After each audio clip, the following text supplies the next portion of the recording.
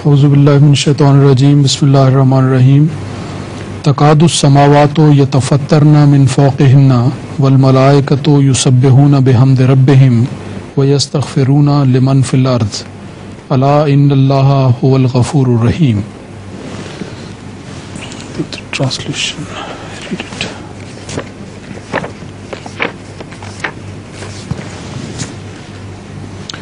The translation of this verse is, the heavens may rend asunder in their celestial heights, and the angels glorify their Lord with his praise and ask forgiveness for those on the earth.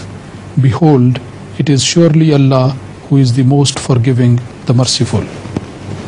My question is related to وَيَسْتَغْفِرُونَ لِمَنْ فِي الْأَرْضِ. Angels carry the commands of Allah. In this verse, does Allah command them to ask forgiveness for the people on the earth? He says that the question is related to yastaghfiruna liman fil ars. Angels are always obedient to the command of Allah. That's right. So is it the case that Allah asks the angels to seek forgiveness for the people? Allah asks everybody, every pious person or every person whose prayer can be heard, to pray for others. This is why Rasulullah sallallahu alaihi wasallam prayed for even his enemies and even prayed for those to be born till doomsday.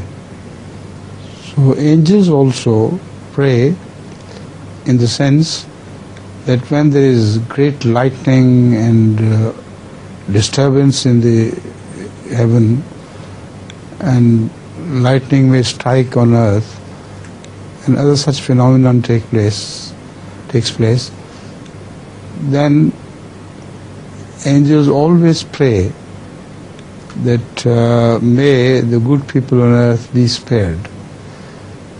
So the good people is already implied. Allah knows who is to be saved and who is not to be saved. So they generally pray for those people who are on earth. They can't do anything. They're totally helpless about any wrath of God or any calamity which may befall them from above them. So their helplessness is a piteous case. This arouses pity, and as such the angels pray for them. So Allah knows for whom the prayer is to be heard and for whom it is not to be heard.